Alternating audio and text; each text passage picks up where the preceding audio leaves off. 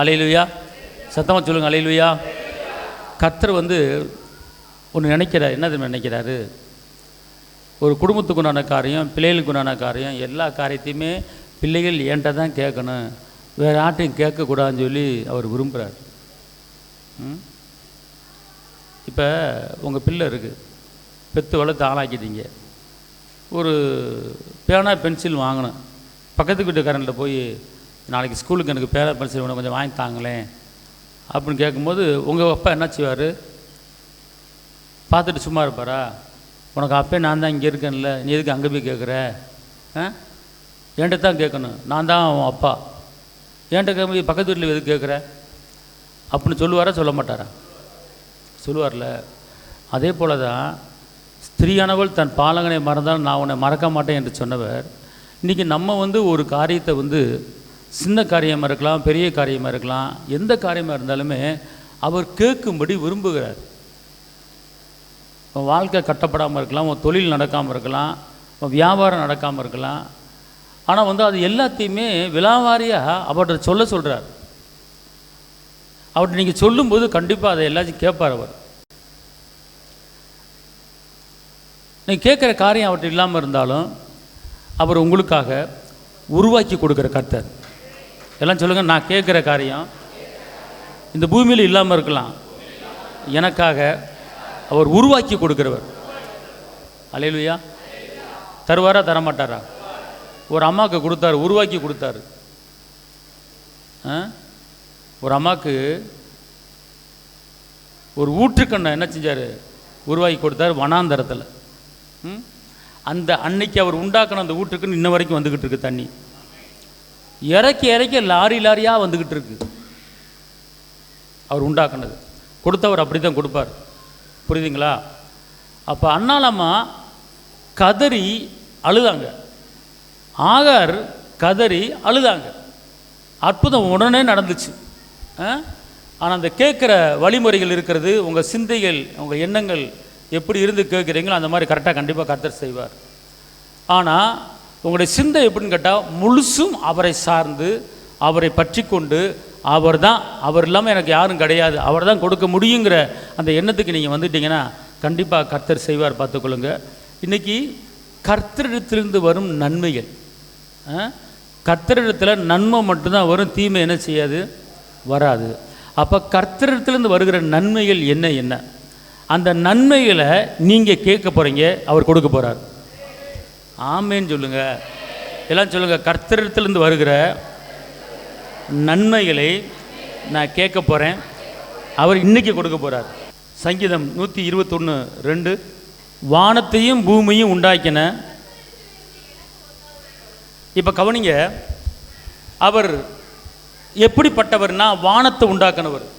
எதை உண்டாக்கினவர்? வானம் எங்கே ஆரம்பிக்குது எங்கே முடியுதுன்னு தெரியாது, பூமி எங்கே ஆரம்பிக்குது எங்கே முடியுதுன்னு தெரியாது.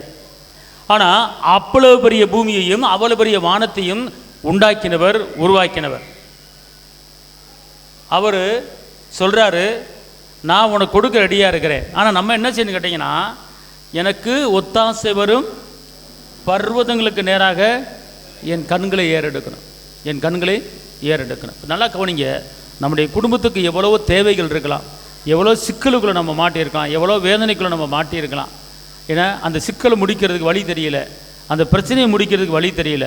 அப்போனா கர்த்தர் என்ன பண்ணுறாருன்னு கேட்டிங்கன்னா, அந்த வழியை அவர் வாய்க்க பண்ணுவார். உனக்கு உண்டான எல்லா தடைகளை உடைப்பார். பார்த்துக்கொள்ளுங்க. இப்போ அதுக்கு எப்படி கேட்கணும் அப்படின்னு கேட்டிங்கன்னா, தன் முழு இறுதியும் முழு பலத்தோடு. இப்போ 2 நாளாகமாக 20 அதிகாரத்தில் யோசபாத் எப்படி கேட்டார்னா, எல்லாத்தையும் ஒரு இடத்துல வர வைக்கிறார், எல்லாத்தையும் ஒரு இடத்துல வர வச்சு ஒருமனப்பட வைக்கிறாரு. ஒருமனப்பட வச்சுட்டு என்ன செய்கிறாரு? கர்த்தர் இடத்துல முறையிறார். எங்களுக்கு வேறு வழி தெரியல. என்ன சொல்கிறாரு? எங்களுக்கு வேறு வழி தெரியல, உங்களை விட்டவர் யாரும் தெரியல அப்படின்னு அழகாக சொல்கிறார். பார்த்துக்கணும். நீங்கள் அதே மாதிரி என்ன செய்யலாம்? எனக்கு வேறு வழி தெரியல, எனக்கு நான் நாளைக்கு என்ன செய்கிறேன்னு தெரியல, நாளை கழிச்சு என்ன செய்யறதுன்னு தெரியல, ஏன்னா நான் உண்மையே நோக்கி பார்க்குறேன் அப்படின்னு சொல்லி யோசபாத்து ஜெபிக்கிறார். ஒரு ஜெபம். அவர் அந்த அந்த வசனத்தை விட்டுங்க, எனக்கு ஒரு வழி தெரியல அப்படின்னு சொல்லுவார். 2 நாளாகமாக 20 மாட்டிரோ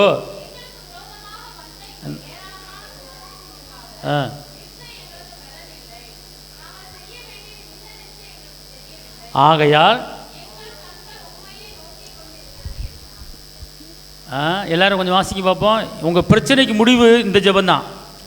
உங்கள் குடும்பத்தில் இருக்கிற எல்லா பிரச்சனைக்கும் முடிவு இந்த ஜெபந்தான். நல்லா தெரிஞ்சுக்கொள்ளுங்க. என்ன சொல்கிறாரு? இப்போ நான் சொல்கிறது எல்லாம் சொல்கிறீங்களா? நான் சொல்கிறது எல்லாம் சொல்கிறீங்களா? பைபிளில் பார்க்க வேணாம், நான் சொல்கிற மட்டும் எல்லாம் சொல்லுங்கள். எங்கள் தேவனே, நீர் நியாயம் தீர்க்க மாட்டீரோ? என் கடன் பிரச்சனைக்கு நியாயம் தீர்க்க மாட்டீரோ? என்னை பகைக்கிறவர்களுக்கு நியாயம் தீர்க்க மாட்டீரோ? என் நெருக்கத்துக்கு நியாயம் தீர்க்க மாட்டீரோ? என் சஞ்சலத்துக்கு நியாயம் தீர்க்க மாட்டீரோ? என் பிள்ளை படிப்பு காரியத்துக்கு நியாயம் தீர்க்க மாட்டீரோ? என் பிள்ளைக்கு எதிர்காலத்துக்கு நியாயம் தீர்க்க மாட்டீரோ?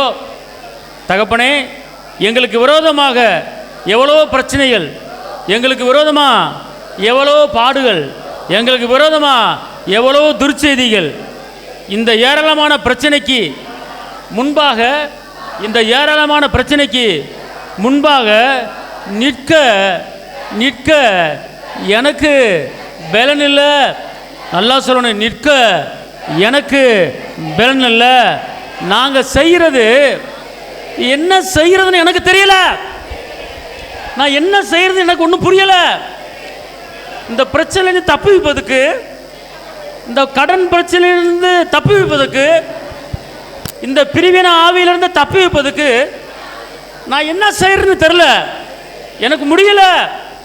எனக்கு ஒரே குழப்பமாக இருக்கு. நான் என்ன செய்யறதுன்னு எனக்கு தெரியல. ஆகையால் ஆகையால் என் கண்கள் உம்மையே நோக்கி கொண்டிருக்கிறது. திருப்பி சொல்லுங்க, என் கண்கள் உம்மையே நோக்கி கொண்டிருக்கிறது என்றான் போட்டிருக்கு. எப்படி கேட்கணும்? நீங்கள் இந்த மாதிரி விலாவாரியை பேசிட்டு என் கண்ணு எந்த மனுஷனை நோக்கி பார்க்கல, உம்மைத்தான் நோக்கி பார்க்கறது. அல்லேலூயா, அல்லேலூயா. 13ஆம் வசனம் வரைக்கும் 14ஆம் வசனம் வரைக்கும் ஜெபம். 15ஆம் வசனத்தில் பதில் வந்துருச்சு. யோசபாத்துக்கு 15ஆம் வசனத்தில் என்ன வந்துருச்சு? பதில் வந்துருச்சு. புரியுதுங்களா? அப்போ இது இப்படி தான் கேட்கும்படி அவர் விரும்புகிறார். நீங்கள் ஜெபத்தில் என் கண்ணு உங்களை மட்டும் தான் பார்க்குது அப்படின்னு சொல்லி விரும்புகிறார். நீங்கள் அவரை மட்டும்தான் பார்க்கணும், அவர்கிட்ட தான் உங்கள் பிரச்சனையை சொல்லணும். மலை போல பிரச்சனை இருந்தாலும் பனி போல உருக வைக்கிற கர்த்தர். அப்போனா எல்லாவற்றையும் நீங்கள் அவர்கிட்ட சொல்லணும்னு விரும்புகிறாரு, அவற்றை எதிர்பார்க்கணும் விரும்புகிறாரு. நீங்கள் வேறையாட்டி எதிர்பார்க்கறத அவர் விரும்புறது கிடையாது. வேறையாட்டி நீங்கள் வாங்குறத அவர் விரும்புறது கிடையாது. வேறையாட்டி போய் கை கட்டி நிற்கிறதுக்கு அவர் விரும்புறது கிடையாது. என் பிள்ளை நீ, நான் படைத்த பிள்ளை, அதனால் உனக்கு உண்டான எல்லா தேவைகளையும் படைச்சு உருவாக்கி நான் சேஃப்டி பண்ணி வச்சுருக்கிறேன். எப்பப்போ கேட்குறையோ அப்பப்போ உனக்கு கொடுக்க நான் ரெடியாக இருக்கிறேன். என்கிட்ட நீ வா. அல்லேலூயா. ஏசப்பாட்ட கேட்டு பார்ப்போம் அப்படின்னு இல்லை, கேட்கணும். அல்லேலூயா. அதனால தான் இங்கே இருங்க, உங்கள் வாழ்க்கையை கட்டுவதற்கு, உங்கள் வாழ்க்கையை வாழ்வதற்கு ஒரு வழி தெரியலன்னா நீங்கள் அவர் ஞானம் உள்ளவர், ஞானவான், உங்களை ஞானமாக நடத்துவார். நான் என்ன செய்கிறேன்னு தெரியல. இங்கே என்ன சொல்கிறார் அவர்? நாங்கள் என்ன செய்கிறதுன்னு தெரியலங்கிற. அப்போ நீங்கள் கேட்கலாம், ஆண்டவரே நான் பிள்ளையை படிக்க வைக்கவா, பிள்ளையை படிக்க வைக்க வேணாமா, இந்த தொழிலை பண்ணவா, இந்த தொழிலை பண்ண வேணாமா, எனக்கு என்ன செய்கிறதே தெரில கேட்கலாம்ல. அப்படி தானே அவர் கேட்டார். இந்த மாதிரி கேட்ட உடனே பதில் என்ன செஞ்சிச்சு? வந்துச்சு. அப்போ அதே போல் பிரச்சனை இல்லாத குடும்பம் இல்லை, வேதனை இல்லாத குடும்பம் இல்லை, ஏதோ ஒரு பிரச்சனை இருந்துக்கிட்டு தான் இருக்கும். அதிலிருந்து விடுதலை பெற்றுக்கொள்வதற்கு உங்கள் ஜெபம் எப்படிப்பட்ட ஜெபமாக இருக்கிறது, உங்கள் எதிர்பார்ப்பு எப்படிப்பட்ட எதிர்பார்ப்பாக இருக்கிறது, அது நீங்கள் எனக்கு ஒத்தாசை வரும் பர்வதங்களுக்கு நேராக என் கண் இருக்கணும். அப்போ கண்ணு, உங்கள் ஆவி, உங்கள் ஆத்மா, உங்கள் சரீரம் முழுவதும் அவரை சார்ந்துதான் இருக்கணும். அதை அவர் விரும்புகிறார். பார்த்துக்கொள்ளுங்க. யோசபாத்துக்கு 3 படம் விரட்டிட்டு வருது. அவர் பக்கத்து நாட்டுகளில் போய் எங்களுக்காக உதவி செய்ய, உங்கள் படையை அனுப்புங்க, உங்கள் துருப்புக்களை அனுப்புங்க அப்படின்னு அவர் கேட்டிருக்கலாம். 3 நாடு துரத்திட்டு வருது, ஒரு நாடு. ஆனால் இவர் இன்னொரு நாட்டில் போய் எங்களுக்கு ஒத்தாசைக்கு நீங்கள் வாங்க, சண்டை போடுறதுக்கு வாங்க அப்படின்னு அவர் கேட்டிருக்கலாம்.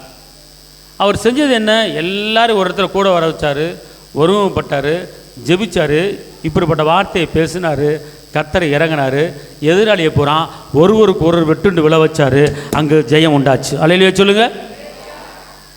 இந்த ஜெபத்துக்கு பதில் என்ன? எதிராளியை க்ளோஸ் பண்ணிட்டாருங்க.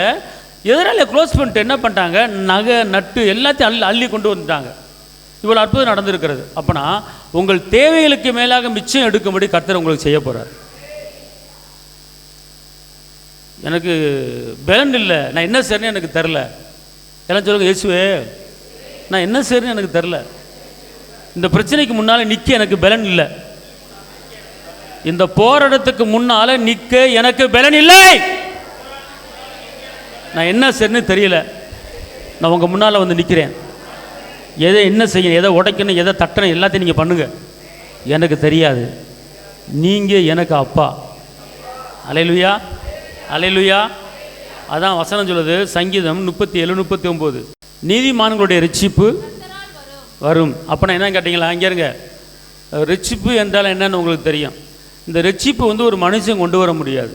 ரட்சிப்பு ஒரு மனுஷன் கொடுக்க முடியாது. ரோமரில் போட்டிருக்கு, ரட்சிப்பு கர்த்தருடையது. அப்படின்னா ஃபஸ்ட்டு வந்து நம்ம வீட்டில் எல்லாருமே ரட்சிப்பு அடையணும், மீட்பு அடையணும்.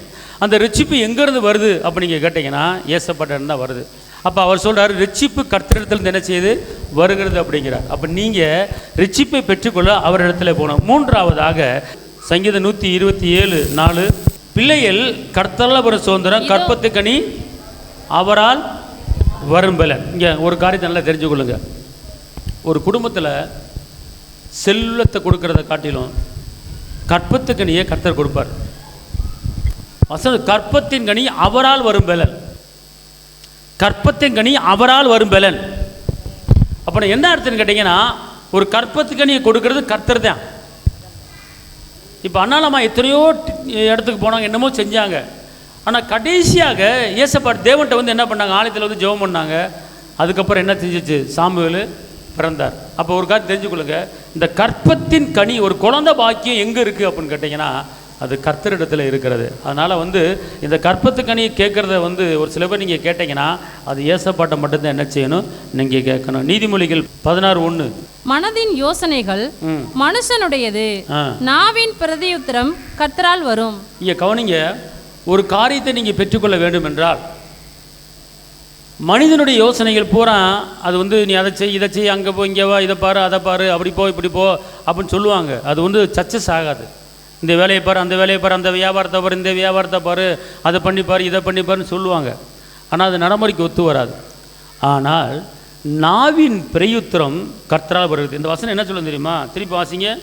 மனதின் யோசனைகள் மனுஷனுடையது, நாவின் பிரதியுத்தரம் கர்த்தரால் வரும். நீங்க இயேசுவின் பிள்ளையா மாறிட்டீங்க.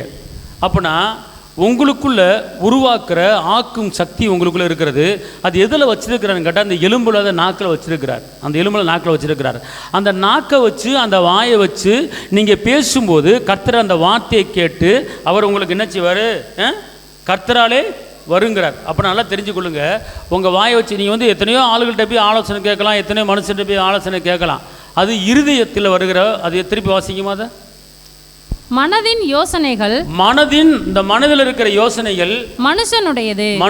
நல்லா தெரிஞ்சுக்கொள்ளுங்க, இந்த மனதில் இருக்கிற யோசனைகள் பிற யார் யோசனை, மனிதனுடைய யோசனைகள். அந்த யோசனைகள் ஒன்று சக்சஸ் ஆகும், ஒன்று சக்சஸ் ஆகாது. ஆனால் இந்த வெற்றியையும் விடுதலையையும் சுகத்தையும் சந்தோஷத்தையும் சமாதானத்தையும் கர்த்தர் உங்கள் உடம்புக்குள்ளே எத்தனை அவயங்கள் இருந்தாலும் அத்தனை அவயங்களை காட்டிலும் எலும்புலாத அந்த நாக்கில் கர்த்தர் வச்சிருக்கிறார். அப்ப அந்த நாவின் பிரதியுத்தரம் கர்த்தரால் வரும். அப்ப நீங்க வாயை திறந்து, நாக்குல வாயை திறந்து எது வேணும், எது கிடைக்கணும், நான் எப்படி இருக்கணும், நான் எப்படிப்பட்ட வாழ்க்கை வாழணும், நான் எப்படி இருக்கணும், எந்த இடத்துல இருக்கணும் அப்படிங்கிற அந்த காரியத்தை நீங்கள் வாயினால் நாக்குனால எப்போது நீங்கள் பேசுகிறீங்களோ, அந்த வாயினால் நாக்குனால எப்போ நீங்கள் கேட்குறீங்களோ அது கர்த்தரால் வரும். அதனால தான் வாயின் வார்த்தைங்கிறது மிக கவனங்கிறது. அந்த உங்களுக்குள்ளே அந்த உருவாக்குற சக்தி உங்களுக்குள்ளே இருக்குது என்பதை நீங்கள் மறந்துடுறீங்க. கொஞ்ச நாள் கேட்குறீங்க, அப்புறம் விட்டுறீங்க. எசேக்கியா பார்த்து என்ன சொல்கிறாரு கர்த்தர், இந்த எலும்பை பார்த்து பேசு, நரம்பு உண்டாவதாக சொல்லு, சதை உண்டாவதாக சொல்லு, தோலினால் மூடுன்னு சொல்லு, அதில் ஆவி உண்டாவதான்னு சொல்லு அப்படிங்கிறார். இதை வந்து கர்த்தர் விரும்புகிறார். அவர் உருவாக்க முடியும். நீ சொல்லு, நீ உருவாக்கு. அந்த உருவாக்குற வல்லமை உனக்குள்ள இருக்கிறது. தரித்திரத்தை செழிப்பான வாழ்க்கையாக வாழக்கூடிய வல்லம் உனக்குள்ள இருக்கிறது. சண்டையை சமாதானமாக மாற்றக்கூடிய வல்லம் உனக்குள்ள இருக்கிறது. பிரிவினையை ஒன்று சேர்ந்து வாழக்கூடிய அந்த மகிமை உனக்குள்ள இருக்கிறது. வெட்டாந்தரையை நீரூற்றுகளாய் மாற்றுகிற வல்லமை உனக்குள்ள இருக்கிறது. உருவாகாத காரியத்தை ஓ மூலமா உருவாக்குற அந்த வல்லமை உனக்குள்ள இருக்கிறது. அது ஒன்னே ஒன்று, நாவின் மாறுபாடு. நாவின் மாறுபாடு. அந்த நாட்கள் நீங்க சொல்லும் போது அது உங்களுக்கு உருவாயிரும், அது வந்துடும், உங்களை தேடி வந்துடும். விடாதீங்க, சொல்லி உருவாக்குங்க. நாவு அந்த சக்தி, அந்த வல்லமை யாக்கோபில் 3ஆம் அதிகாரத்தில் நாவு உருவாக்கும் சக்தி ஆயுள் சக்கரத்தை கொளுத்தி விடும். அதனால் கர்த்தர் இந்த தாளந்தை நம்மளுக்கு கொடுத்துருக்கிறார். வேதம் சொல்லுகிறது, அவனவன் வாயின் விளைவினால் அவனவன் வயிறு நிரம்பும், அவனவன் உதவியின் விளைவினால் அவனவன் திருப்தி ஆவான். புரியுதுங்களா? அப்போ அவனுடைய வாயில், அவனுடைய நாக்கில் நான் இப்படி இருக்க போகிறேன், இப்படி வாழ போகிறேன், இந்த மாதிரி செய்ய போகிறேன், இந்த மாதிரி எனக்கு நடக்க போகுது, இந்த மாதிரி எனக்கு செஞ்சு கொடுங்க ஏசப்பா, என் பிள்ளையை இப்படி படிக்க வைக்க போகிறேன், என் பிள்ளையை அப்படி படிக்க வைக்க போகிறேன், இந்த மாதிரி என் பிள்ளைக்கு நீ செஞ்சு கொடுங்க ஏசப்பா. ஆண்டவரே, இந்த மாதிரி வேலை பார்க்க முடியல, அந்த மாதிரி வேலை பார்க்க முடியல, நான் இந்த வேலையை செய்யலான் இருக்கேன், இதுக்கு நான் வழியை நீங்கள் உருவாக்கி தாங்க ஏசப்பா அப்படின்னு சொல்லி இந்த வாயை திறந்து அந்த நாக்கில் நிற்கும் போதும் உட்காரும் போதும் நடக்கும் போதும் அந்த வார்த்தைகளை, நீங்கள் பேசின வார்த்தையை, ஜெபிச்ச வார்த்தையை அப்பாட்ட சொல்லிக்கிட்டே இருங்க, கேட்டுக்கிட்டே இருங்க. அது அப்படியே கர்த்தரால் அவங்களுக்கு என்ன செய்ய போகுது? வரப்போகுது. நன்மை மட்டும் தான் கொடுப்பார், தீமையை அவர் என்ன செய்ய மாட்டார்? கொடுக்க மாட்டார். அதான் சொல்லப்பட்டிருக்கு, நாவின் பிரயுத்திரம் கர்த்தரால் வரும். அப்போனா இந்த நாக்கில் நீங்கள் பேசுகிற ஒவ்வொரு காரியமும் கர்த்தரால் வரும். நம்ம என்ன பண்ணுற, ஒரு சில நேரங்களில் எனக்கு ஒன்றுமே புரியல, என்ன செய்யணும்னு தெரியல, பேசி போடுறோம். என்ன வாழ்க்கை, செத்த வாழ்க்கை, நொந்து போன வாழ்க்கை, பேசி போடுறோம். இந்த பிள்ளை எப்படி கட்டி கொடுக்க போகிறேன்னு தெரியல அப்படின்னு பேசி போடுறோம். அப்போ இந்த பேசுகிற வார்த்தை தான் உங்களுக்கு நடக்கும். நாவின் பிரயோத்திரம், நான் வாழ்ந்திருப்பேன், நான் உயர்ந்திருப்பேன், நான் செழித்திருப்பேன், நான் பெருகுவேன், என் சந்ததி ஒளியும் வரை கண்டுபிள்ள வளர்ந்திருக்கும். ஈசாக்கு விதவிதத்தை 100 மடங்கு அறுவடையை பார்த்தது போல் நானும் 100 மடங்கு அறுவடையை பார்ப்பேன். நான் செய்வது எல்லாம் வாய்க்கும். எனக்கு விரோதமாய் உருவாக்கப்படுகிற ஆயுதங்கள் வாய்க்காமலே போகும். ஒரு வழியாக வருகிற போராட்டங்கள் இயேசுவின் நாமத்தில் 7 வழியாக ஓடி போகும். என் தேவன் தம்முடைய மகிமையின் ஐஸ்வர்யத்தின்படி என் குறைகளை எல்லாவற்றையும் கிறிஸ்து இயேசுக்கள் மகிமையில் நிறைவாக்குவார்.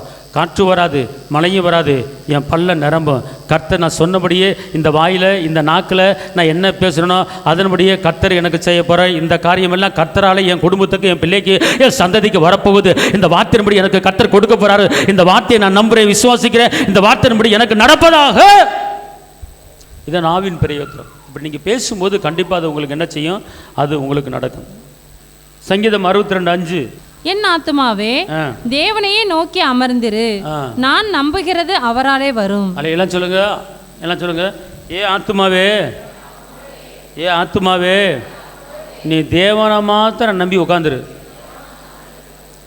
எந்த காரியத்தை நம்பி நீ உட்காந்துருக்கியோ அந்த காரியம் அவராலே வருகிறது. அல்லேலூயா. அதாவது வருகிற வரைக்கும் விடக்கூடாது.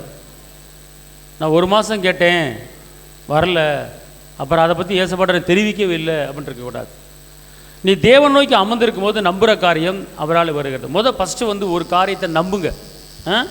எந்த காரியம் உங்களுக்கு வேணுமோ, எந்த காரியத்தை எதிர்பார்க்குறீங்களோ அந்த காரியத்தை நம்பிக்கைக்கு கொண்டு வாங்க, விசுவாசத்தை கொண்டு வாங்க. கொண்டு வந்துட்டு நீங்கள் அவர் தரப்போகிறாரு, அவர் தரப்போகிறாரு, அவர் கொடுக்க போகிறாரு, அவர்கிட்ட இருந்து வரப்போகுது அப்படின்னு சொல்லி அதை அமர்ந்திருக்கணும், நினைக்கணும், சிந்திக்கணும். அப்புறம் நீ தேவனை நோக்கி நீ அமர்ந்திருக்கும் போது நம்புகிற காரியம், எல்லாம் சொல்லுங்க, நான் தேவனை நோக்கி அமர்ந்திருக்கும் போது நம்புகிற காரியம் அவராலே வருகிறது. அல்லேலூயா, அல்லேலூயா. சத்தமாக சொல்லுங்க, அல்லேலூயா. அப்போனா நீங்கள் நம்பி உட்காரணும். எந்த காரியத்தை நம்புறீங்க? அதான் யோபு சொல்கிறாரு, ஒரு காரியத்தை நீ நிர்ணயம் பண்ணினால், ஒரு காரியத்தை நீ திட்டம் போட்டேனா, ஒரு காரியத்தை நினைச்சேனா, ஒரு காரியத்தை சிந்திச்சேனா, அந்த காரியத்தை என்ன செய்ய நிலவரப்படுங்கிறார். ஒரு காரியத்தை நிர்ணயம் பண்ணும்போது அது நிலவரப்படும், உன் காரியம் வெளிச்சமாக, வெற்றியாக, விடுதலையாக மாறும் அப்படிங்கிறார். ஒரு காரியத்தை நிர்ணயம் பண்ணு அப்படின்னா உங்கள் வாழ்க்கையில், உங்கள் குடும்பத்தில் ஒரு காரியத்தை எடுத்துக்கொள்ளுங்க. ஒருவேளை குடும்பத்தில் சமாதானம் இல்லாமல் இருக்கலாம், அப்போ சமாதானத்தை எடுத்துக்கொள்ளுங்க. அல்லது ஒரு செழிப்பை நீங்கள் எதிர்பார்த்துக்கிட்டு இருக்கலாம், செழிப்பை எடுத்துக்கொள்ளுங்க. அதுக்கு பேர் நிர்ணயம். அல்லது ஒரு நிரந்தரமான வருமானம், ஒரு நிரந்தரமான வேலை, அதை என்ன செய்யுங்க? நிர்ணயம் பண்ணுங்க. நிர்ணயம் என்பது திட்டம் போடுவது.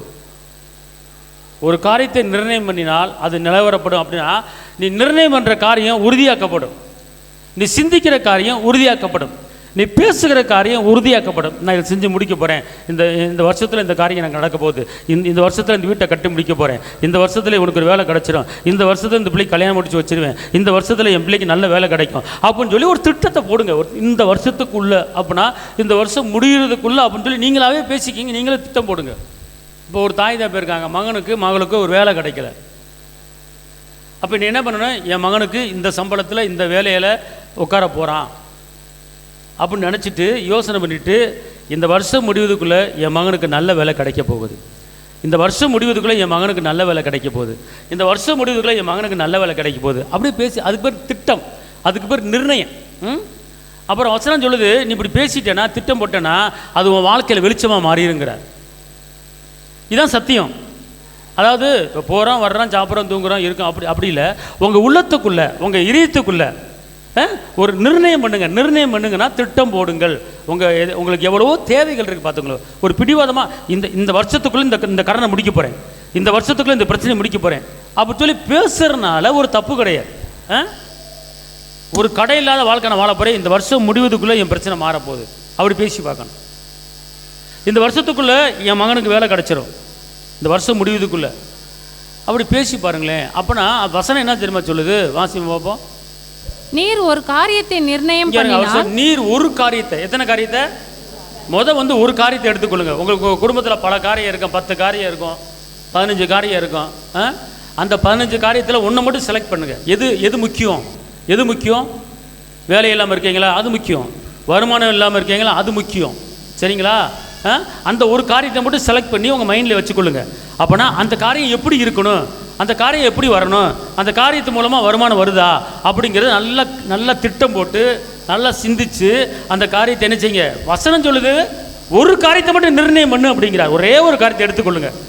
இது முடிஞ்சு சக்ஸஸ் ஆன பிற்பாடு அடுத்து இன்னொரு காரியத்துக்கு வருவோம் நம்ம. அப்போனா இப்போ ஒரு குடும்பம் இருந்தால் நிரந்தர வருமானம் வேணும், நிரந்தர வருமானம் வேணும். பிள்ளை திருமண காரியம் இருக்கலாம், நல்ல ஒரு தொழில் வைக்கணும், நல்ல ஒரு இப்போ பல காரியம் இருக்கு இல்லையா? பல காரியத்தில் எது உங்களுக்கு அர்ஜென்ட்டு, எது உங்களுக்கு தேவை அப்படின்னா அதை என்ன செய்யுங்க, முன்னாடி கொண்டு வாங்க. மகனுக்கு வேலையாக முன்னாடி கொண்டு வாங்க, நடந்து வரும் முன்னாடி கொண்டு வந்துட்டு அந்த காரியத்தை நிர்ணயம் பண்ணணும், நிர்ணயம் உறுதிப்படுத்தணும். அந்த காரியத்து மேலே ஒரு நம்பிக்கை வைக்கணும், அந்த காரியத்து மேலே ஒரு விசுவாசம் வைக்கணும். வச்சுட்டு அதை ஒரு திட்டம் போட்டு இப்படி வரப்போகுது அப்படிங்கிற மைண்டு கொண்டு வந்துருங்க. சரிங்களா? திருப்பி வாசிங்க. நீர் ஒரு காரியத்தை நிர்ணயம் பண்ணினால் அது உமக்கு நிலைவரப்படும். அது உமக்கு நிலைவரப்படும்னா உறுதியாக்கப்படுங்கிறார். அதாவது நிர்ணயம் பண்ணுங்க, ரெண்டாவது அது உறுதியாக்கப்படும். நிர்ணயம் பண்ணும்போது தான் உறுதியாக்க, நிர்ணயம் பண்ணாமல் உறுதியாக்க முடியாது. உங்கள் மைண்டில், உங்கள் ஆவியில், உங்கள் ஆத்துமாவில், உங்கள் சரீரத்தில் எந்த காரியத்தை நிர்ணயம் பண்ணுங்க, திட்டம் பண்ணுங்க. திட்டம் போட்டுட்டீங்கன்னா இந்த வீட்டை கட்டி முடிப்பேன் அப்படி திட்டம் போடுங்க. இந்த காரியத்தை முடிப்பேன் திட்டம் போட்டோன்னா அது உங்களுக்கு தேவ சமூகத்தில் பரலோகத்தில் அது உங்களுக்கு உறுதி அளிக்கப்படுகிறது, அது ஸ்ட்ராங் பண்ணப்படுகிறது. அப்ரூவ் வாங்குறோம்ல, ஒரு வீடு கட்டுறதுக்கு அப்ரூவ் வாங்குறோம்ல, அப்போ அங்கே பரலோகத்தில் உங்களுடைய திட்டங்கள் அங்கே அப்ரூவ் ஆயிடுச்சு, வரப்போகுது, அப்ரூவ் பண்ணிட்டாரு. உனக்கு இதை குடுறா, இதை கொண்டு வாங்கி குடுறா, கபரியல இங்கே வா, இந்த உனக்கு இதை கொடுத்துட்டு வா, மிகவா இங்கே வா, இது போய் கொடுத்துட்டு வா அப்படின்னு சொல்லி அங்கே பரலோகத்தில் அந்த திட்டம் போட்டு நீங்கள் திட்டம் போட்ட காரியத்தை பரலோகம் அப்ரூவ் ஆக்குது, உறுதி அடிக்குது. புரியுதுங்களா? அதுக்கப்புறம் என்ன வருது? உம்முடைய பாதைகளில் வெளிச்சம் பிரகாசிக்கும். உம்முடைய பாதைகளில், நம்முடைய பாதையில் அநேக இருட்டுக்கள் இருக்கிறது, ஆனால் நம்முடைய பாதைகளில் என்ன வரும்? வெளிச்சம் உதிக்கும், வெற்றி உதிக்கும், விடுதலை உதிக்கும், சந்தோஷம் உதிக்கும், சமாதானம் உதிக்கும். அதாவதுங்க ஏதோ ஏனாதானா அப்படிங்கிற வாழ்கிற வாழ்க்கை ஒரு கிறிஸ்தவ வாழ்க்கை கிடையாது. கிறிஸ்தவ வாழ்க்கை என்பது பழையவைகள் ஒளிந்து போன எல்லாம் புதிதானே, அதான் கிறிஸ்தவ வாழ்க்கை. கடந்ததை நினைத்து கலங்காதே, நடந்ததை மறந்து விடு, அதான் கிறிஸ்தவ வாழ்க்கை. சகலத்தை நான் புதிதாக்குவேன், அதான் கிறிஸ்தவ வாழ்க்கை. உன் துக்க நாட்களில் முடிந்தது, அதான் கிறிஸ்தவ வாழ்க்கை. உன் ஆக்கினைகளை அகற்றிவிட்டேன், அதான் கிறிஸ்தவ வாழ்க்கை. இனி தீங்கை காணாதிருப்பாய், பிரச்சனையை காணாதிருப்பாய், அதான் கிறிஸ்தவ வாழ்க்கை. ஏன்னா அவர் சிலுவையில எல்லாம் செஞ்சு முடிச்சுட்டாரு. அப்புறம் கிறிஸ்தவ வாழ்க்கை என்பது தோத்து போகிற வாழ்க்கை அல்ல, இழந்து போகிற வாழ்க்கை அல்ல, அடிமைத்தன வாழ்க்கை கிடையாது, பயத்தின் வாழ்க்கை கிடையாது, நொந்து போகிற வாழ்க்கை கிடையாது, ஒதுக்கப்பட்ட தள்ளப்பட்ட அனாதையாக்கப்பட்ட வாழ்க்கை கிடையாது.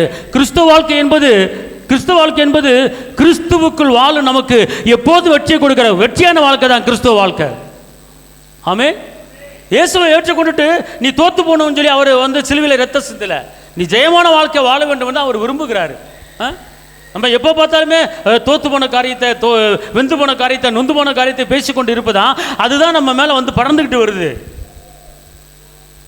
என் வாழ்க்கையில் பழையவையில் ஒளிந்து போயினேன், இனி வரும் நாட்களிலே எல்லாம் எனக்கு புதிதாக மாறப்போகுது. அந்த மாதிரி அந்த நாவின் மாறுபாடு இப்படிப்பட்ட வார்த்தைகளை பேசும்போது அவர் சொல்கிறாரு, என்னிடத்திலிருந்து உனக்கு பலன் வரப்போகிறது, என்னிடத்திலிருந்து பலன் வரப்போகுது.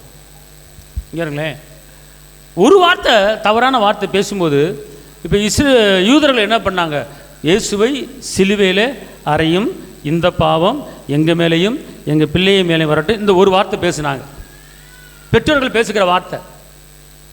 பிலாத்து கேட்குறாரு, நான் பரவாச விடுதலை பண்ணவா இயேசு விடுதலை பண்ணவா? ஆனால் இங்கே மக்கள் சொல்கிறாங்க பரவாச விடுதலை பண்ணு அப்படிங்கிறாங்க. அவன் கொள்ளக்காரன் எல்லாம் அநியாயம் பண்ணுவேன். ஆனால் மக்கள் என்ன சொல்கிறாங்க, நீதிபரர், குற்றமில்லாதவர், பாவத்தை அறியாதவர், அவரை உள்ளே போடு வெளியே விடு அப்படிங்கிறான்.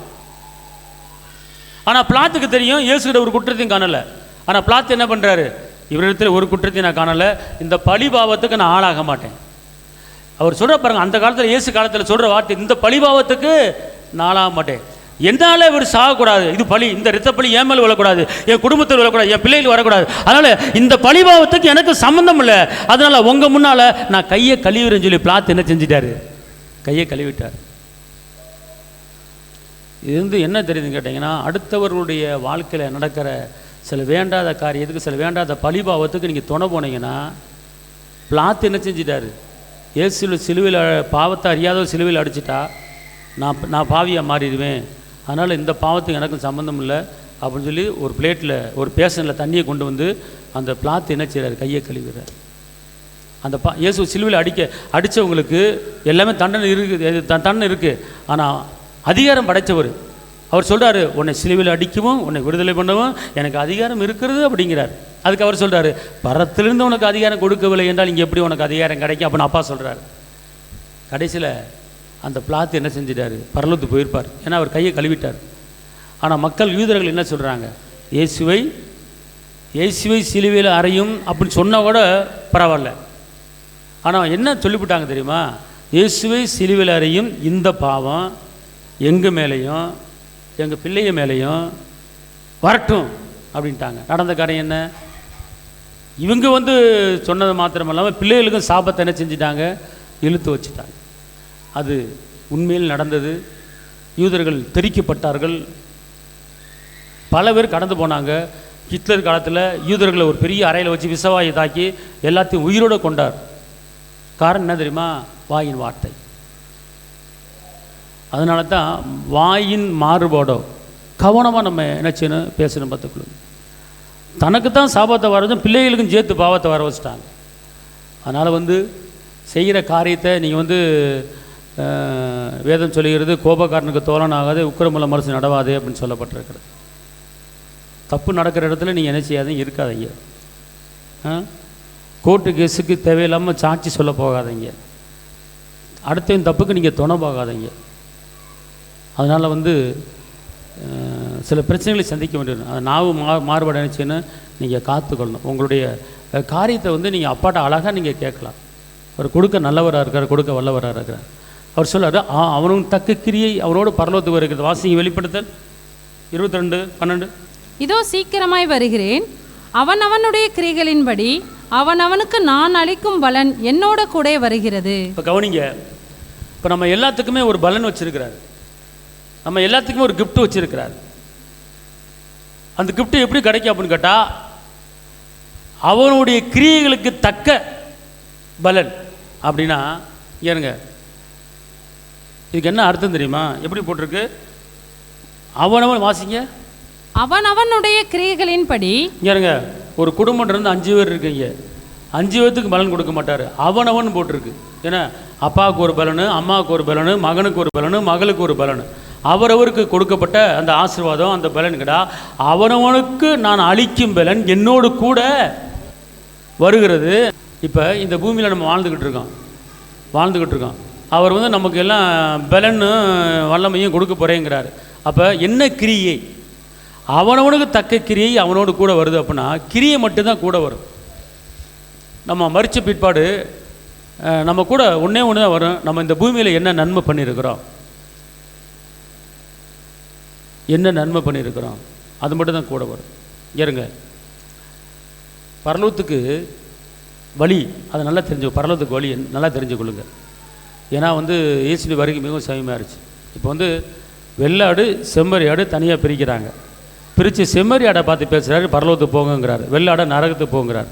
அப்போ செம்மறி ஆடு கேட்குது, செம்மறி ஆடு விசுவாசி கேட்குறாங்க, நாங்கள் பரலோகத்துக்கு போகிறதுக்கு நான் என்ன செஞ்சுருக்கிறோம் அப்படின்னு கேட்கும்போது, நான் பசியாக இருந்தேன் எனக்கு சாப்பாடு கொடுத்தீங்க, நான் பலவீனமாக இருந்தேன் என்னை பார்க்க வந்தீங்க, நான் காவலில் இருந்தேன் என்னை பார்க்க வந்தீங்க, நான் ட்ரெஸ் இல்லாமல் இருந்தேன் எனக்கு ட்ரெஸ்ஸு கொடுத்தீங்க, அதனால் நீங்கள் பரலோகத்துக்கு போகலாம் அப்படிங்கிறார்.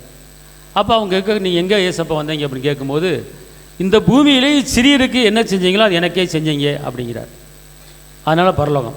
இப்போ பரலோகத்துக்கு போகிறதுக்கு உண்டான வழிகள் என்னென்னு கேட்டிங்கன்னா, அவனவனு தக்க கிரியை என்னென்ன நன்மை. இந்த மாதிரி காரியத்தை இப்போ உங்கள் பக்கத்து வீட்டில் ஒருத்தங்க முடியாமல் இருந்தாங்கன்னா நீங்கள் போய் பார்க்கணும், அது ஒரு கிரியை. அவங்க சாப்பிடாமல் இருந்தாங்கன்னா அவங்களுக்கு சாப்பாடு கொடுக்கணும், அது ஒரு கிரியை. அப்போ இதெல்லாம் பரலோகத்தில் உங்களுக்காக என்ன செய்யப்படுது, பொறுக்கி வைக்கப்படுது. ரெண்டாவது ஒரு காரியம் என்னென்னு கேட்டிங்கன்னா, பரலோகத்துக்கு போகிறதுக்கு தகுதி 5 கன்னிகை எண்ணெயோடு இருந்தாங்க, 5 கன்னிகளை எண்ணெய் இல்லாமல் இருந்தாங்க. அப்போ எண்ணெய் இல்லாமல் இருக்கிறவங்க திரி என்ன செய்ய போகுது, அணைய போகுது. அப்போ இவங்கள்ட்ட கேட்குறாங்க, கொஞ்சம் எண்ணெய் கொடுங்கன்னு கேட்குறாங்க. இல்லை நாங்கள் தர முடியாது, நீங்கள் போய் வெளியே வாங்கிக்காங்க அப்படின்வாங்க. அப்போ இவர்கள் வெளியே போய் எண்ணெய் வாங்க போகும்போது மணவாளன் வந்துட்டார். மணவாளன் வந்தவுடனே எண்ணெய் உள்ளவர்கள் ஆயத்தமாக இருந்தவர்கள் உள்ளே போயிட்டாங்க, கதவு பூட்டப்பட்டது. அப்புறம் எண்ணெயை வாங்கிட்டு வர்றாங்க, கதவு பூட்டப்பட்டது. கதவை தட்டி தட்டி பார்க்குறாங்க, திறக்கலை. அப்போ இவர்கள் என்ன செஞ்சிட்டாங்க, கைவிடப்பட்டவர்கள். அப்படின்னா எண்ணெய் உள்ளவர்கள் என்ன அப்படின்னு கேட்டால், அபிஷேகிக்கப்பட்டவர்கள், ஆயத்தமாக இருக்கிறவங்க, கர்த்தரை தேடுகிறவர்கள், கர்த்தர் எப்போ வருவான்னு தெரியாது, நம்ம எப்போதும் ஆயத்தமாக இருக்கணும் அப்படிங்கிற அந்த எண்ணத்தில் இருக்கிறவர்கள் பரலோகத்துக்கு போயிட்டாங்க. அப்போ அதனால் நீங்கள் என்ன செய்யணும் அப்படின்னு கேட்டிங்கன்னா, இந்த ஒரு காரியத்தில் மட்டும் ரொம்ப கவனமாக இருங்க. நற்கிரியைகளை பண்ணுங்கள், எப்போதும் ஆயத்தமாக இருங்க, எப்போதும் அபிஷேகத்தில் இருங்க, எப்போதும் எண்ணெயில் இருங்க. எந்த நேரத்தில் மணவாளன் வருவார்னு தெரியாது. அப்போ அந்த நேரத்தில் எண்ணெய் இல்லை அப்படின்னா, அபிஷேகம் இல்லை அப்படின்னா நம்ம போக முடியாது, கதவு அடைக்கப்பட்டுரும். ஒருவன் ஜலத்தினாலும் ஆவியினாலும் பிறவாவிட்டால் தேவனுடைய ராஜ்யத்தில் என்ன செய்ய முடியாது, பிரவேசிக்க முடியாது. அதனால் நீங்கள் ஜலத்தில் பிறந்திருக்கணும், ஆவியில் பிறந்திருக்கணும்.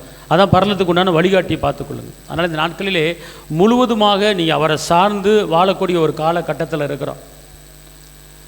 இன்றைக்கி அநேகர் வரும் நாட்களில் அநேகர் கைவிடப்பட்ட நிலைமையில் வரப்போகிறாங்க, கைவிடப்பட்ட நிலைமையில் அநேகர் வரப்போகிறாங்க. அதனால் நீங்கள் இப்போவே உங்கள் குடும்பத்துக்கு உண்டான தேவைகள், உங்கள் பிள்ளைகளுக்கு உண்டான தேவைகள், உங்கள் தொழிலுக்கு உண்டான தேவைகள் எல்லாவற்றையுமே இப்போ இருந்தே ஏசப்பாட்ட கேட்க ஆரம்பிச்சிருங்க. அந்த நேரத்தில் நடக்கும் ஐயும் அப்படின்னு சொல்லக்கூடாது. சில பெற்றோர்கள் நான் சொல்கிற கேட்டிருக்கிறேன், என் பிள்ளை திருமண வயசு வந்துட்டு எனக்கு ஒன்றும் கவலையே இல்லை, 25 பவுன் ரெடியாக வச்சுருக்கிறேன், அந்த 25 பவுன் இருக்குது, என் பிள்ளையை நல்லபடியாக கட்டி கொடுத்துருவேன் அப்படின்வாங்க. அது தவறு, அப்படி பேசக்கூடாது. நீ 25 நகை வச்சு தானே வச்சிரு, ஏன்னா கர்த்தர் என் பிள்ளைக்கு நல்ல வாழ்க்கை அமைச்சு கொடுக்க போகிறார், கர்த்தர் தான் என் பிள்ளைக்கு திருமண காரியத்தை வாய்க்க போகிறாரு, எல்லாமே அவர்கிட்ட ஒப்படைச்சிட்டேன் அப்படி நீங்கள் பேசும்போது கர்த்தர் எடுத்து செய்வார். அப்போ நீங்கள் இப்படி பேசும்போது மாம்சத்தில் பேசுகிறீங்க, 25 பவுன் நகை தான் ஃபோக்கஸ் பண்ணுறீங்க ஒழிஞ்சு இயேசுவை ஃபோக்கஸ் பண்ணலை. அப்போ அந்த நகை உனக்கு நல்ல ஒரு நபரை கொண்டு வர மாட்டான், அந்த நகை ஒரு ஒழுக்கமான ஆளை கொண்டு வர மாட்டான். அப்போ இயேசுக்கிட்ட சொன்னீங்கன்னா, இயேசுக்கிட்ட முறையிட்டீங்கன்னா இயேசு நல்ல நபரை கொண்டு வருவார். அவருக்கு தெரியும், அவர் இதயத்தை ஆராய்ந்து பார்த்து நல்லவனை கெட்டவனை பார்த்து வருவார். அதனால் என்னால் முடியும், என் பிள்ளைக்கு இதை செய்ய முடியும் அப்படின்னு சொல்லி தன்னைத்தானே பெருமைப்படுத்தி பேசக்கூடாது. அதனால் எல்லாவற்றையும் நீங்கள் அவர்கிட்ட ஒப்படைச்சிருங்க, உங்கள் பிள்ளைகளை ஒப்படைச்சிருங்க, எதிர்காலத்தை ஒப்படைச்சிருங்க, படிப்பை ஒப்படைச்சிருங்க. நீங்களாம் எதுவும் செய்ய முடியாது, நீங்கள் எதுவுமே சாதிக்க முடியாது, எல்லாமே அவர் தான், முதலும் முடிவும் அவர் தான், ஆதி அந்தமும் அவர் தான். அதனால் வர நாட்களில் மனிதர் கொள்வவனும் கிடையாது கொடுப்பவனும் கிடையாதுங்கிறார் பரலோகத்தில். அதனால் இப்போ நீங்கள் தகுதியாக வேண்டிய ஒரு காரியம் என்னென்னு கேட்டிங்கன்னா, உங்கள் முழு மூச்சு, நீங்கள் மூச்சு விடுறீங்களே இயேசு அப்படின்னு தான் மூச்சு விடணும். அப்படி ஒரு சூழ்நிலை நம்ம எல்லோரும் தள்ளப்பட்டிருக்கிறோம். வேதனைகள் நெருக்கங்கள் நமக்கு வராமல் இருக்கணும்னா அவரை தான் பிடிக்கணும். ஏன்னு கேட்டால் யோசபாத்து அவர் தான் பிடிச்சார், அண்ணாளம்மா அவர் தான் பிடிச்சிச்சு, ஆகாரு அவர் தான் பிடிச்சிச்சு. அதனால் அவங்க என்ன செஞ்சாங்க, ஜெயிச்சாங்க. அண்ணாளம்மா எங்கேயும் ஓடலையே, ஆகார் எங்கேயும் ஓடலையே, ஆபிரகாம் கட்டின புருஷி மாதிரி ஆபிரகாம் பிள்ளையை கொடுத்தவர், கட்டின புருஷி மாதிரி ஆபிரகாம் பிள்ளையை கொடுத்தவர் கடைசியில் என்ன பண்ணிட்டார், அனுப்பும்போது ஒரு வாட்டர் பேக்கை மட்டும் கொடுத்து அனுப்புகிறார். ஒரு வாட்டர் பேக் கொடுத்து போ போ அப்படின்றார். அந்த அம்மா போகுது. அந்த நேரத்தில் அந்த அம்மா கைவிடப்பட்டுச்சு. ஆகாரு ஆபிரகாம் வீட்டில் இருந்தவர், ஆபிரகாம் வீட்டில் சாப்பிட்டது, ஆபிரகாம் வீட்டை விட்டு வெளியே போ, தெருவில் போ, அவன் பற்றி விட்டார். ஆபிரகாமே நம்பி இருந்துச்சு, இவர் நடத்துவார், கடைசி வரைக்கும் வச்சிருப்பாரு, என் பிள்ளையை வளர்ப்பாரு, எனக்கு புருஷனாக இருப்பார், கடைசி வரைக்கும் இவர் கூட தான் இருப்பேன், இவர் புறம்புற இருப்பேன் நினச்சிருந்துச்சு. ஆனால் நீ அவரை நினச்சிருந்தனால, நீ அவரை சார்ந்திருந்தனால ஆகார் என்ன பண்ணிட்டாரு, ஆரை வச்சு வாழ்ந்தாரா? போயிட்டு வந்துட்டார். போகும்போது என்ன நகை நாட்டை போட்டு அனுப்புனார். இந்தா ஒரு பையில் தங்க காசு தான் வச்சுக்க அப்படின்னு சொல்லி அனுப்புனாரா? ஒன்றுமில்லை, ஒரே ஒரு வாட்டர் பேக். அந்த வாட்டர் பேக் எத்தனை நாளைக்கு தாங்கும்? நல்லா கவனிங்க. குடும்பம், எங்கள் அம்மா இருக்குது, எங்கள் அப்பா இருக்குது, எங்கள் அண்ணன் இருக்கேன், என் தம்பி இருக்கேன், அவனை வச்சு நான் வாழ்ந்துருவேன் அப்படி பேச்சுப்படாதீங்க. எடுத்துக்காட்டு சொல்கிறேன். ஆபிரகாம் போதும் உங்களுக்கு. ஆகார் என்ன பண்ணிட்டாரு, போயிட்டு 1 மாதம் கழிச்சு வாங்கி வந்தாரா? 2 மாதம் கழிச்சு வாங்கி வந்தாரா? சொல்லுங்கள். போய் 2 மாதம் சுற்றிவிட்டு ஒரு 3ஆம் மாதம் இங்கே வாத்தா போ, இல்லாட்டி ஒன்று செய், நீ அந்த ஊருக்கு வந்துரு, அங்கே ஒரு வீடு பிடிச்சி அங்கே நான் வச்சுறேன், நான் அப்பப்போ வந்து உன்னை பார்த்துக்கிறேன் சொன்னாரா? ஆபிரகாம் டோட்டலாக கைவிட்டார். ஆனால் அந்த அம்மா ஃபுல்லாக நம்பி இருந்துச்சு. ஆனால் கடைசியில் என்னாச்சு தெரியுமா? சாக ஒப்பு கொடுத்த மாதிரி அந்த அம்மாவை என்ன செஞ்சிட்டாரு, கைவிட்டார். அதுக்கப்புறம் நினச்சி பார்த்துருப்பார், ஆகார் எங்கே போயிருக்குன்னு தெரியல, எந்த ஊரில் இருக்குன்னு தெரியல, நினச்சி பார்த்துருப்பார். நினச்சான்னு சொல்லி பைபிள் இல்லை. ஆபிரகாம் வந்து ஆகார் எங்கே போயிருப்பா, என்ன நினச்ச, பிள்ளையை கூட்டி எப்படி தண்ணி இல்லாமல் எப்படி சாப்பிட்ருப்பா, ஒன்றுமே புரியலையே அப்படின்னு சொல்லி ஆபிரகாம் அப்புறம் வருத்தப்பட்டிருக்கான்னு பைபிள் எங்கேயாச்சும் இருக்கா? வருத்தப்படவே கிடையாது. நினச்சி பார்க்கல ஆகார. ஆனால் குடிக்க தண்ணி இல்லாமல் தான் பிள்ளை சாகிறத பார்க்க மாட்டேன்னு சொல்லி ஒரு கதறல், ஒரு அங்கலாய்ப்பு, ஒரு விண்ணப்பம், தேவனே பதில் வந்தது என் தகப்பனிடத்திலிருந்து. ஆகாருக்காக ஒரு நீரூற்றை உண்டு பண்ணின கர்த்தர் உங்களுக்காக ஒரு நீரூற்றை உண்டு பண்ணி உன் குடும்பத்தை நடத்துவதற்கு பெரிய காரியத்தை கர்த்தர் செய்ய போறார். அதனால ஒன்று தெரிஞ்சு கொள்ளுங்க, இந்த உலகத்தில் இந்த உலகத்தில் யாரையும் நம்பிடாதீங்க. ஏன்னா வசனம் சொல்லுது, மனிதனை நம்புவதை காட்டிலும், சொல்லுங்க, மனிதனை நம்புவதை காட்டிலும், இது வந்து புருஷன் அடங்கிறார், இந்த மனைவி அடங்கிறது. நீங்கள் புருஷன் கூட பொண்டாடி கூட மனைவியோட சந்தோஷமாக குடும்பம் நடத்துங்க, வாழுங்க, ஒன்றும் இல்லை. ஆனால் எனக்கு என் வீட்டுக்காரர் இருக்காரு, அவர் பார்த்துக்குவார், அதை மட்டும் சொல்லிவிடாத. அப்போ அவர் எதுக்கு இருக்கிறாரு? நீ உன் புருஷனை கனப்படுத்தினா நான் ஒதுங்கிறேன் அப்படின்றாரு. நீ ஒட்டுமொத்தமாக நம்ம குடும்பத்துக்கு ஏசப்பா இருக்காருங்க, நம்ம பிள்ளைகள் நடத்துவாருங்க, அப்படி பேசி பாருங்க. நாவும் மாறுபாடு ரொம்ப கவனம். என் புருஷன் இருக்காரு, அவன் இருக்கேன், சித்தை பெருக்கேன், பெரிய பெருக்கேன், அதை வச்சு நான் இது பண்ணிடுவேன், இந்த வீடை வச்சு நான் இது பண்ணிடுவேன், அதை விட நகை வச்சு இது பண்ணிடுவேன் அப்படின்னா சரி, ஏசப்பா அப்படியே ஒன்றும் கண்டுக்க மாட்டார், அப்படியே அமைதியாயிருவார். உன் விண்ணப்பத்துக்கு பதில் வராது, உன் பேச்சு சரியில்லை, உன் வார்த்தை சரியில்லை, நாவின் மாறுபாடு வேறமா போயிட்டு இருக்கு. நான் நிற்பது அவர்னால, நடப்பது அவர்னால, சாப்பிடுறது அவர்னால, நான் நிற்பது நிர்மலமாகாமல் இருப்பது அவருடைய கிருபை, நான் உயிரோட இருப்பது அவர் கிருபை, அப்படி பேசி பார்க்கணும், பேசணும். அப்போதான் அவர் உங்களை இன்னும் மேலும் மேலும் மேலும் கொண்டு வருவார். தப்பி தவறி ஒரு வார்த்தை கூட, என் சித்தப்பன் குடித்தான், பெரிய பையன் குடித்தான், அவனால தான் என் குடும்பம் நடந்துகிட்டு இருக்கு அப்படின்னு எந்த மனிதனை குறித்து மேன்மை பாராட்டாத. சில ரதங்களை குறித்தும் சில குதிரையை குறித்து மேன்மை பாராட்டுகிறார்கள். நாங்களோ எங்களை படைச்ச கர்த்தரையை குறித்து மேன்மை பாராட்டணும். ஏன்னா அவர் உயிரை எடுக்கிறவர், உயிரை கொடுக்கிறவர், ஜீவனை கொடுக்கிறவர், ஜீவனுக்கு அவர் வாழ வைக்கிறவர். வசனம் எப்படி போட்டிருக்கு? ஜீவனை எடுக்கிறவருக்கு நீங்கள் என்ன செய்யுங்க, ஜீவனை கொடுக்கிறவர், ஜீவனை எடுக்கிறவருக்கு நீங்கள் என்ன செய்யுங்க, பயப்படுங்க, வேற யாருக்கும் பயப்பட வேணாம்னு சொல்லி வசனம் இருக்குது. நான் வந்து புருஷனை பகை, பொண்டாட்டியை பகைன்னு நான் சொல்ல வரல. நீங்கள் சந்தோஷம் பாருங்கள், கணவன் மனைவியை கர்த்தர் ஏற்படுத்தியிருக்கிறார். தனிமையாக இருப்பது நல்லதல்ல என்று துணை ஏற்படுத்தினார். ஆனால் உங்கள் குடும்பம் கட்டப்படுவதற்கும் உங்கள் பிள்ளையை வாழ்ந்திருப்பதுக்கும் நீங்கள் பேசுகிற வார்த்தையில் கொஞ்சம் கவனம் பாருங்க. என்கிட்ட 50 பவுன் இருக்குது, என் பிள்ளையை கட்டி கொடுத்துருன்னு சொல்லவே சொல்லாதீங்க. நீ அப்படி சொன்னேன்னா அந்த 50 பவுன் பேங்க் அடகு போயிடும். அதுக்கு ஒரு சூழ்நிலை உருவாயிரம் அடகு வைக்கிறதுக்கு. நல்லா புரிஞ்சுக்கொள்ளுங்க. நீங்கள் மேலும் மேலும் நீங்கள் உயர்வதற்கு, மேலும் மேலும் வளர்வதற்கு நீங்கள் அப்பாவை தான் மூச்சு விட்டாலும் ஏசப்பா, உட்காந்து எந்திரிச்சாலும் ஏசப்பா, நீ தும்புனாலும் ஏசப்பா, உங்கள் முழு மூச்சு அவராக தான் இருக்கணும். வேறு யாரும் என்ன செய்யக்கூடாது. அவரை நீங்கள் கனப்படுத்துங்க. அவருக்கு முதலிடம் கொடுங்க. எல்லா காரியத்தையும் A to Z எல்லா காரியத்தையும் அவர்கிட்ட ஒப்பிங்க. எனக்கு ஒத்தாசை வரும் பர்வதத்துக்கு நேராக என் கண்ணு இருக்கட்டும் அப்படின்னு சொல்லி பாருங்கள்.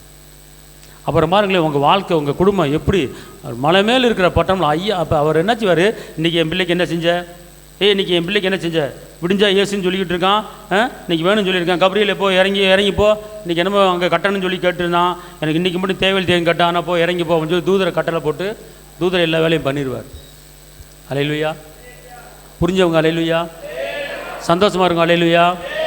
எல்லாம் சொல்லுங்க, இயேசுவே என் முதலும் முடிவும் நீங்கள் தான், ஆதி அந்தமும் நீங்கள் தான், என் குடும்பம், என் பிள்ளைய, என் சந்ததி உயர்வதற்கு எல்லாமே நீங்கள் தான். உன் சந்ததி, நல்லா சொல்லுங்கள், உன் சந்ததி ஒளிவு மர கன்றுகளை போல் வளர்ந்துருக்குன்னு சொன்னீங்க. பிள்ளைகளின் சமானத்தை பார்ப்பேன்னு சொன்னீங்க.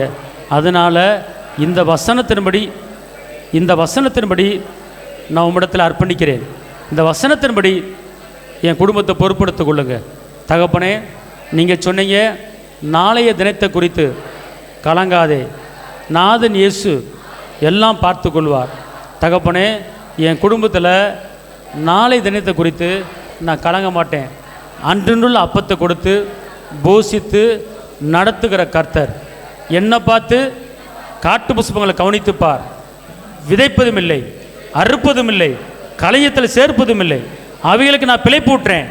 ஆனால் நீயோ அவைகளை காட்டிலும் விசேஷமானவன் என்று நீங்கள் என்னை பார்த்து சொல்கிறீங்க. நான் விசேஷமானவனு என்னை பார்த்து நீங்கள் சொல்லியிருக்கிறீங்க. அதனால் உங்கள் பார்வைக்கு, இந்த உலகத்தின் பார்வைக்கு, உலக மக்களின் பார்வைக்கு என் வாழ்க்கை விசேஷமான வாழ்க்கையாக மாறப்போகுது. நீங்கள் கேட்கும்போது, ஜெபிக்கும்போது நீங்கள் இப்படி சொன்னீங்களே, இதே மாதிரி எனக்கு நடப்பதாக. ஓகே, உங்கள் பிள்ளைகளை குறித்து நீங்கள் கலங்க வேண்டாங்க. என் பிள்ளை இப்படி இருக்குன்னு நீங்கள் சொன்னீங்களே, அந்த மாதிரி என் பிள்ளை மாறுவதாக. என் வேலையை பற்றி இப்படி நீங்கள் சொல்லியிருக்கீங்க, செய்வதெல்லாம் வாய்க்கும் அப்போ நீங்கள் சொல்லியிருக்கிறீங்களே, இதன்படி எனக்கு வாய்ப்பதாக. உனக்கு காண்டாமல் இருக்கணும் ஒத்த பலன் இருக்குது சொன்னீங்களே, அதே பலன் எனக்கு வருவதாக. அப்படி அவர் சொன்னதை ஒன்று நம்ம அதை எடுத்துக்கணும். இப்படி கேட்டேன்னு வச்சுக்கொள்ளுங்களேன், இந்த வார்த்தை உங்கள் வாயில் வந்துக்கிட்டு வச்சுக்கல, உங்கள் வாழ்க்கை தலைகளாக மாறிடும். உங்களை எதிர்க்க ஒருவனும் வர முடியாது. உங்களை எதிர்க்க யாரும் வர முடியாது. உன் சந்ததியை யாரு மேலே கை வைக்க முடியாது. நீங்கள் இப்படி சொல்லியிருக்கீங்களே, எனக்கு செய்யுங்க. நீ இப்படி சொல்லியிருக்கீங்களா, செய்யுங்க. இப்போ இருப்பத கடையில் 1000 மடங்கு உன்னை பெருக பண்ணுவேன்னு சொல்லியிருக்கிறீங்களே, என்னையே என் குடும்பத்தையும் பெருக பண்ணுங்க. ஈசாக்கு விதை 90 மடங்கு அறுவடையை பார்த்து அவர் நல்லா இருந்தார்ல, அதே போல் என்னை பெருக பண்ணுங்க, எனக்கு அறுவடையை தாங்க.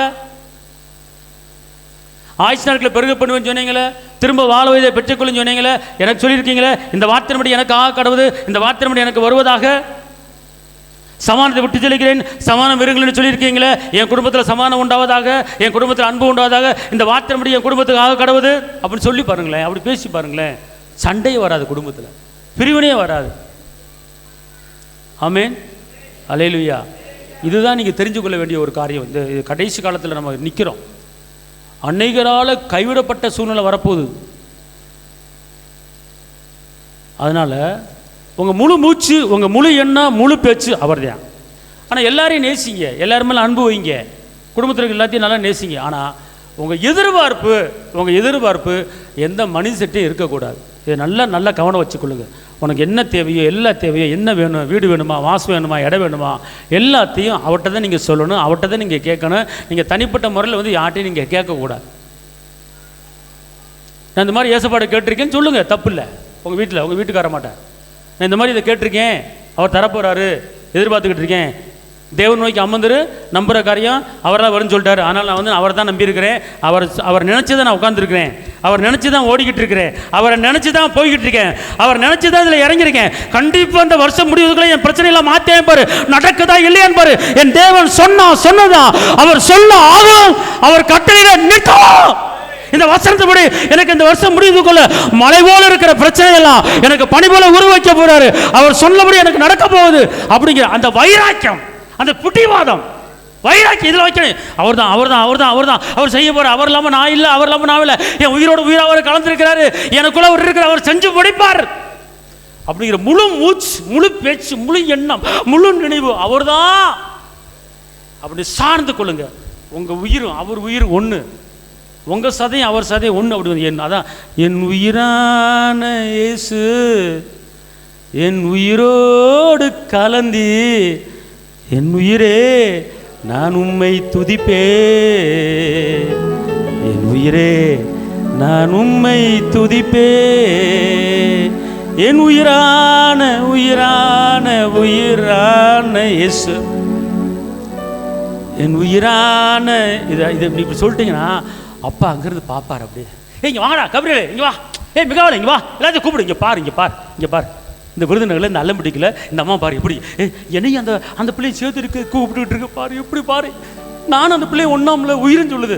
ஐயோ என் பிள்ளை இப்படி கேட்குது. டே அந்த பிள்ளைக்கு என்ன வேணுமோ இப்போ உடனே கொண்டு சாயங்காலம் 4 மணிக்குள்ள கொடுத்துட்டு வந்துருங்க. ஒரு கட்டளை எங்கே பிறப்பிக்கப்படுகிறது.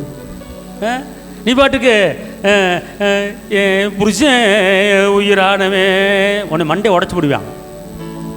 அவன் இல்லைன்னா நான் இல்லை, துரத்தி விடுவா வெளியே. ஜாக்கிரதை, எல்லாமே அவர் தான் வரணும். அல்லேலூயா. அதாவது நல்லா இங்கே இருங்க, மனுஷனை கனப்படுத்தக்கூடாது, இயேசுவை கனப்படுத்தணும். அவர் என்ன சொல்லிட்டாரு? நாவில் சுவாசம் இல்லை மனுஷனை, புரியுதா? ஆனால் அவரை நம்பு. நாக்கில் சுவாசம் உள்ள மனுஷன் நம்பாத, மனிதன் நம்புவதை காட்டிலும் அவர் நம்புவதுனால. அதனால் இப்போ இன்றைக்கி அவன் தெரியுமா இவன் தெரியுமா அவன் கொடுப்பான் அப்படின்னு சொல்லி சித்தப்பையும் பெரியப்பையும் வந்தவன் போனவன் இருந்தவன் அக்கா இருக்கா தங்கச்சி இருக்குது எவனையும் நம்பாத. ஆனால் நீ அவரை மட்டும் நம்பினீன்னா யோபுக்கு வந்த மாதிரி உனக்கு வந்துடும். அதனால் எனக்கு ஒத்தாசை வரும் பருவதுக்கு நேரம் உன் கடன் மட்டும் கொண்டு வா அப்படின்ட்டார்ல, சொல்லிட்டார் இல்லைங்க. இதுக்கு மேலே என்னங்க வேணும்? அதனால் 2 மனசு இருக்கக்கூடாது, ஒரே மனசு அப்பா இயேசு மட்டும்தான். அல்லேலூயா.